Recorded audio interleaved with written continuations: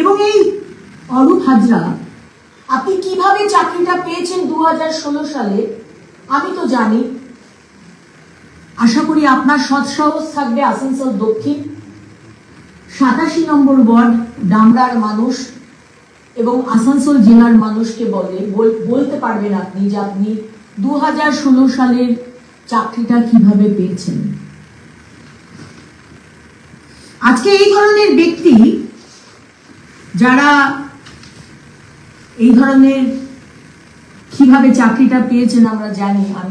আমি চাই উনি আপনাদের সামনে বলুন কিভাবে উনি চাকরিটা পেয়েছেন। আপনি যদি না বলতে পারেন অরূপ বাবু, তাহলে 2026-এ আমাদের সরকার এলে আপনাদের মতো মানুষ আপনাদের চাকরিটা কিভাবে পেলেন সেটা নিয়ে তদন্ত হবে এবং শুধু তদন্ত হয়ে প্রমাণ তো হবেই কিভাবে আপনারা পেয়েছেন। আপনারা যদি যোগ্য ব্যক্তিকে বঞ্চিত করে চাকরিটা যদি পেয়ে থাকেন আপনার মতো ব্যক্তিরা, তাহলে সেই টাকাগুলো কিন্তু এই বছর এত বছরের টাকাগুলো সেগুলো কিন্তু সুপ্রিম কোর্টের বিভিন্ন মধ্যে আপনাকে ফেরত দিতে হবে। দ্বিতীয় আরেকটা বিষয় আপনাদের সামনে রাখি, সেটা হচ্ছে কদিন আগে আপনারা দেখলেন যে অরুণ সারাফ নামে একজন ব্যক্তিকে ইডি ধরেছে। ইডি বহু জায়গায় সারা পশ্চিমবঙ্গে মানি লন্ডারিং, বালি চুরি, কয়লা চুরি এই নিয়ে বিভিন্ন জায়গাতে হানা দিচ্ছে।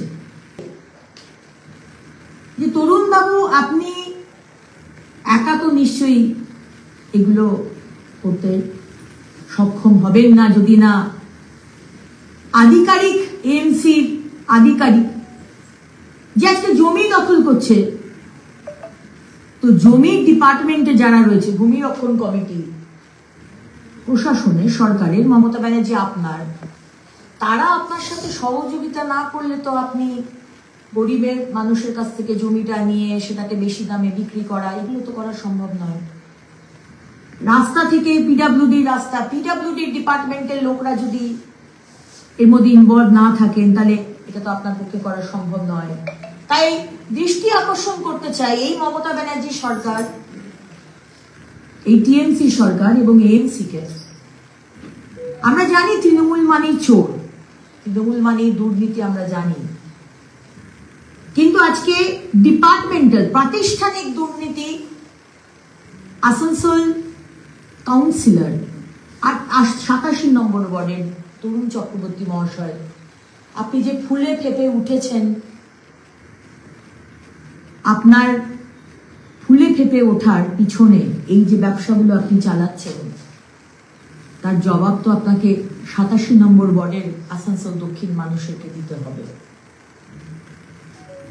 এই বিষয়টা আপনাদের কাছে রাখতে চাই এবং ইডির কাছেও আমরা ইডি পাঠাচ্ছি, কারণ চাকরি বিক্রি করা, স্বজন পোষণ, যোগ্য ব্যক্তির চাকরি বিক্রি করে টাকা নিয়ে নিজের ব্যক্তিদের ঢুকিয়ে দেওয়া, আর বালি, কয়লা, গাছ, জল, পাথর, মহিলা, ওষুধ, গরু কিছুই আপনারা ছাড়েন না। শেষ একটি কথা বলবো, তরুণ বাবু আপনার ছেলে পিএইচইতে চাকরিতে জয়েন করেছে, আপনার ছেলে কন্ট্রাকচুয়াল।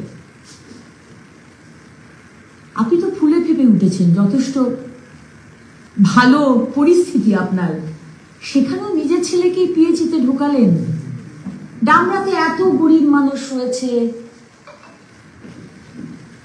আজকে বাড়ি নেই, জল নেই, শৌচালয় নেই, রাস্তা নেই, চাকরি নেই। ডবল চাকরি বলেছিলেন মমতা ব্যানার্জি, চাকরি দেননি, প্রতারণা করেছেন, ঠকিয়েছেন। বিহারের মতো আপনাকেও জবাব দেবে বাংলার মানুষ, আসানসোলের মানুষ। তো সেখানেও আপনার ছেলেকেই আপনি কন্ট্রাকচুয়ালে ঢোকাতেই পারেন। আপনি কাউন্সিলর, আপনি সরকারের রুলিং পার্টির কাউন্সিলর, আপনি ঢোকাতেই পারেন। কিন্তু এখানে আমরা এই যে মুখ্যমন্ত্রী বলেন না, মা মাটি মানুষের সরকার, আপনারা মানুষের পাশে আছেন। সেখানে ডামরাতে এত বাউরি পাড়া, এত আদিবাসী পাড়া, এত গরিব মানুষ, সেখানেও স্বজন পোষণ নিজের ছেলেকেই ঢোকালেন। তাই আসানসোল দক্ষিণের মানুষ এবং আসানসোলের মানুষ এবং ডামরার মানুষের সামনে এই বিষয়গুলি রাখলাম। মানুষ বিচার করবে, ইডি বিষয়টি দেখবে। আসানসোল মিউনিসিপ্যাল কর্পোরেশনের সম্মানীয় মেয়র সাহেব এবং বিধায়ক আমার কলিগ বিধান উপাধ্যায় মহাশয় এবং ডেপুটি মেয়র যারা রয়েছেন তারা এই বিষয়ে দুর্নীতির বিষয়টি দেখবেন। পিডব্লিউডি ডিপার্টমেন্ট এবং জমির যে ডিপার্টমেন্ট রয়েছে, কারা কারা আধিকারিকদের সাথে নিয়ে এই দুর্নীতি চলছে, এবং শুধু তরুণ চক্রবর্তী মহাশয় নন, সারা আসানসোল জুড়ে প্রচুর এরকম মানুষ রয়েছে যারা দুর্নীতির সাথে রয়েছে।